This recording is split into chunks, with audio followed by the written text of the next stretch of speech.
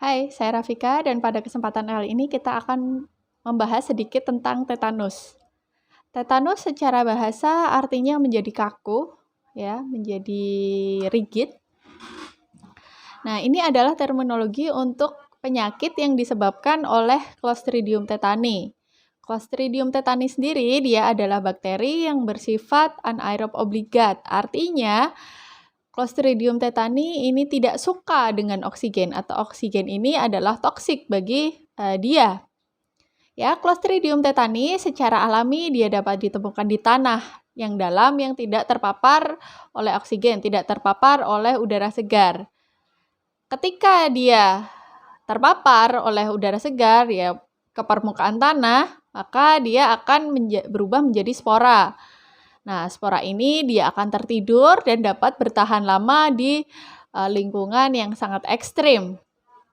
Ketika spora ini menemukan tempat yang cocok, ia akan tumbuh ya menjadi Clostridium yang matang. Kemudian bagaimana bentuk Clostridium tetani ya? Jika dites di laboratorium diberikan pewarnaan gram, maka Clostridium tetani ini adalah bakteri berbentuk basil dan dia akan berwarna ungu, artinya dia adalah bakteri gram positif.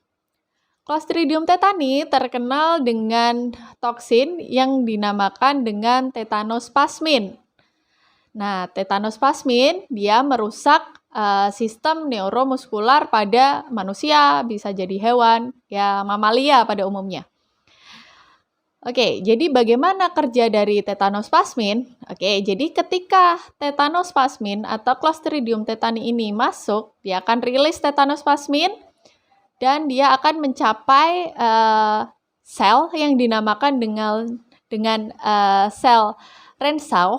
Dia ada di sistem saraf, ya. Jadi sel Renshaw ini adalah sel yang merupakan neuron inhibitor. Nah, ketika tetanospasmin masuk, dia akan merusak protein yang dinamakan dengan snare protein. Snare protein ini adalah protein yang dilewati oleh vesikel. Nah, dan vesikel ini akan membawa neurotransmitter ke membran neuron gitu. Jadi, tetanospasmin akan memotong snare protein sehingga vesikel ini tidak dapat lewat dan akhirnya neurotransmitter ini tidak akan terbawa ke membran neuron. Jadi, bisa dibayangkan analoginya begini. Snare protein adalah rel, kemudian vesikel adalah kereta dan dia akan mengangkut penumpang-penumpang yaitu neurotransmitter. Ada glycine, ada GABA ya yang diangkut di sana. Ketika tetanospasmin masuk, dia akan memotong rel. Rel yang terpotong mengakibatkan vesikel ini tidak dapat bergerak dan neurotransmitter tidak akan dapat dihantarkan ke membran neuron gitu ya. Karena yang diserang adalah sel Renshaw ya, dia berfungsi sebagai pengantar sinyal ke alfa motor neuron ya, maka yang terjadi adalah alfa motor neuron akan terus dihidupkan, akan terus menyala tanpa adanya inhibitor. Jadi nggak ada inhibitornya, makanya yang timbul klinisnya adalah kontraksi otot atau spasme otot yang terus-menerus. Kemudian bagaimana Clostridium tetani ini dapat masuk ke dalam tubuh, akhirnya masuk ke sistem saraf. Jadi biasanya dia masuk melalui injury atau luka terbuka ya. Luka ini biasanya atau seringnya adalah luka tusuk atau luka sayat di mana keadaannya hangat dan tidak terpapar oksigen atau anaerob, di mana kondisi itu adalah kondisi yang ideal untuk Clostridium tetani untuk tumbuh gitu ya. Kemudian spora dari Clostridium tetani ini dapat masuk melalui luka yang kontaminasi, misalnya pada luka yang diakibatkan karena tusukan paku berkarat misalnya, maupun luka yang disebabkan oleh sayatan benda bersih, misalnya tersayat oleh pisau yang baru dicuci. Jadi, semua luka tusuk atau luka sayat dapat meningkatkan resiko untuk berkembang menjadi tetanus. Tidak peduli dia adalah luka kontaminasi maupun luka yang bersih. Tetanus biasanya onsetnya lambat ya, jadi tidak langsung serta-merta setelah injuri kemudian timbul spasme otot. Tidak begitu. Jadi dia akan mulai timbul spasme otot setelah 1 minggu sampai 1 bulan. Kemudian bentuk dari tetanus yang paling umum adalah tetanus generalisata. Angkanya lebih dari 80% kasus tetanus adalah kasus tetanus generalisata.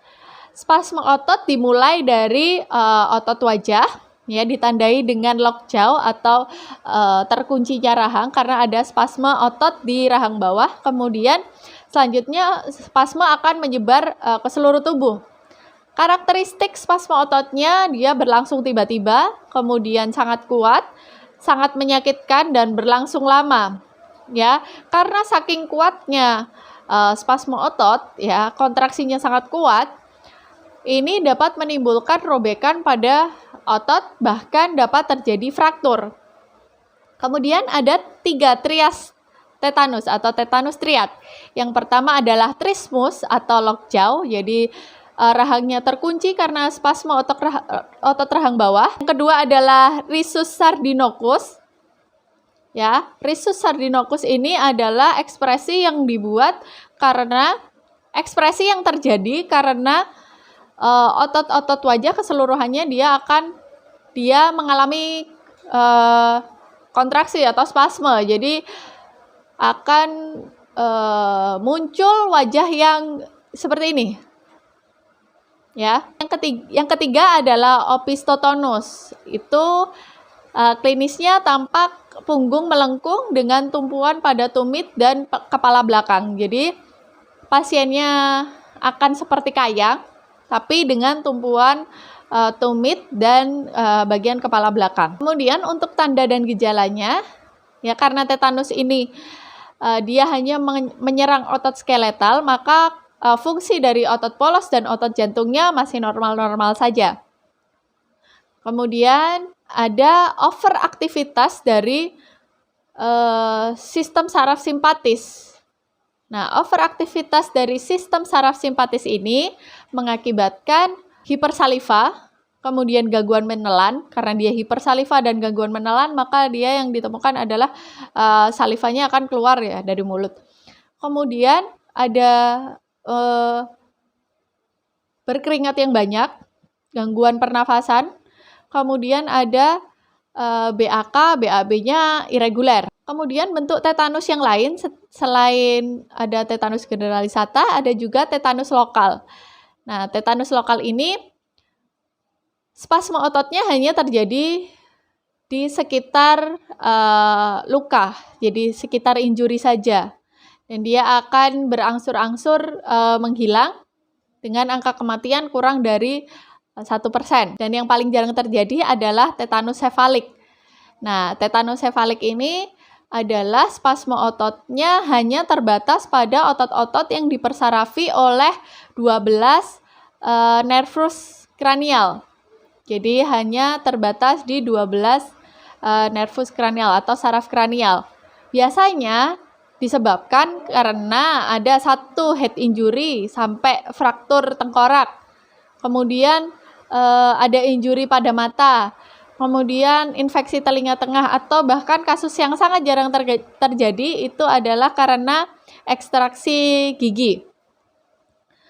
Tetanus sefalik ini paling buruk prognosisnya, yang paling menyebabkan kematian di antara tetanus yang lain. Kemudian ada satu lagi, tetanus neonatal. Tetanus neonatal disebabkan oleh ibu hamil yang enggak teteh, ya, atau ibu yang sebelum hamil tidak teteh.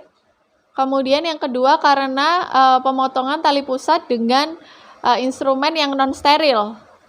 Tapi untuk era sekarang sangat jarang ditemui karena ibu yang mau hamil itu wajib teteh, ibu hamil wajib teteh, dan penggunaan instrumen non steril untuk memotong tali pusat sudah tidak ada. Ya, jadi semua ditolong di layanan kesehatan gitu ya. Kemudian bagaimana cara mendiagnosis tetanus? Tetanus didiagnosis dari penampilan klinisnya dengan pemeriksaan spatula atau spatula test. Dengan cara menyentuhkan spatula di bagian posterior dari faring. Ketika disentuhkan ke posterior faring, jika dia ada refleks menutup mulut kemudian terkunci, dia adalah positif atau positif tetanus. Kemudian untuk hasil negatif adalah normal gag refleks biasa, seperti mau muntah, itu hasilnya negatif. Kemudian untuk treatmentnya menggunakan tetanus imunoglobulin atau TIG. Dia mengikat tetanus plasmin yang beredar ke seluruh tubuh yang ada di peredaran darah. Kemudian ada muscle relaksan. Kemudian ada analgesik dan terapi suportif ya. Kemudian pasien tetanus bisa fully recover, bisa sembuh dengan perawatan intensif mungkin dalam hitungan bulan gitu. Dan untungnya tetanus ini dapat dicegah dengan imunisasi ya, imunisasi tetanus toksoid. Pada anak-anak biasanya diberikan bersamaan dengan imunisasi untuk difteri dan pertusis yang dinamakan dengan imunisasi DPT ya. Difteri, pertusis, dan tetanus diberikan 3 kali. Oke, itu mengenai tetanus. Jika ada pertanyaan terkait dengan tetanus bisa disampaikan di kolom komentar. Terima kasih.